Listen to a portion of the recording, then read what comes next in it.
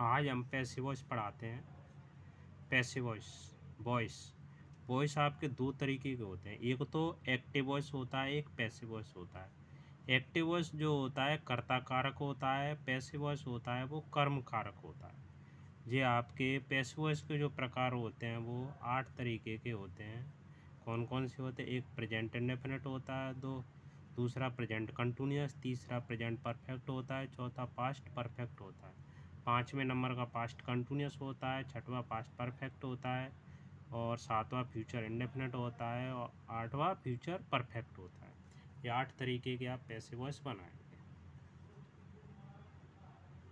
Passive voice के rule बनाने के नियम क्या है? सबसे पहले तो देखिए, नंबर 1, पैसिव वॉइस बनाने के लिए सबसे पहले हम कर्ता मतलब सब्जेक्ट को, कर्म मतलब ऑब्जेक्ट, और कर्म को कर्ता के स्थान पर लाते हैं।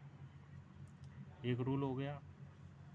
दूसरा रूल ये है, टेंस के अनुसार सहायक क्रिया मतलब हेल्पिंग वर्ब और वर्ब की थर्ड फॉर्म का प्रयोग करते हैं।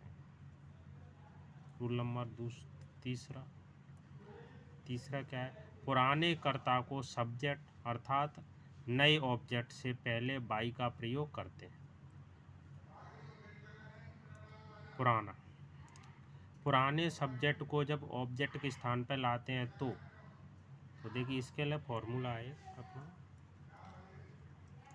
फॉर्मूला एक्टिव वॉइस में क्या रहता है? एक सब्जेक्ट रहता है और हेल्पिंग वर्ब रहती है, मेन वर्ब रहती है, और क्या रहता है? ऑब्जेक्ट रहता है। इसका अगर पैसिव वॉइस का फॉर्मूला देखें तो ऑब्जेक्ट रहेगा, ये वाला ऑब्जेक्ट यहाँ पे आ जाता है, हेल्पिंग वर्ब रहेगी टेंस के अनुसार, मेन वर्ब की थर्ड फॉर्म लगा देंगे और बाई लगा के सब्जेक्ट लिख देंगे।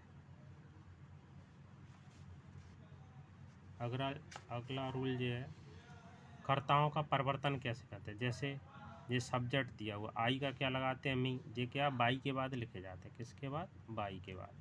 बाई के बाद क्या हो जाता है? आई का क्या हो जाता है? मी हो जाता है। बी का अस हो जाता है। यू का यू हो जाता है। ही का हिम हो जाता है। सी का हर हो जाता है। दे का देम हो जाता है। और इट का इट ही रहता है। इट का क्या रहता है? इट ही रहता है। यदि किसी का नाम दिया हो तो उसके नाम में कोई परिवर्तन नहीं होता है। जैसे कि राम है, श्याम है, तो इसका क्या लिखा जाता है? बाई के बाद राम और श्याम ही लिखा जाता है। और देखिए एक एग्जाम्पल देखिए, आई सिंग अ सॉन्ग। इसमें देखिए आई क्या हो गया? सब्जेक्ट हो गया, और सिंग क्या होगी? वर्ब हो गई, ऑब्जेक्ट क्या होगा? ए सॉन्ग हो गया। और देखिए अब इसका पैसिव वॉइस कैसे बनाएंगे? ए सॉन्ग उठाएंगे, ए सॉन्ग। अब इज संग बाई मी, तो इसमें क्या हो गया? जे ऑब्जेक्ट आ गया और इधर जे वर्ब हो गई, मेन वर्ब क्या कर दिया? थर्ड फॉर्म कर दी, और उसके बाद बाई लगा के सब्जेक्ट लिख दिया, मतलब आई का क्या हो जाता है? मी हो जाता है। इसमें एक चीज़ का और ध्यान रखना है, पैसिव वॉइस बनाते समय पुराने ऑब्जेक्ट के अनुसार ही हेल्पिंग वर्ब का प्रयोग किया जाता है। हेल्पिंग वर्ब का ही प्रयोग किया जाता है। जैसे ए सॉन्ग है, ए सॉन्ग के अनुसार ही क्या आएगा? इच का प्रयोग किया जाएगा।